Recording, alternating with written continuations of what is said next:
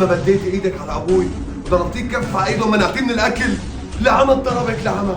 لك انا حاويكي هون مشان ابوي. لك هيك بتعملي؟ لك هيك عم بتسوي مع ابي هيك؟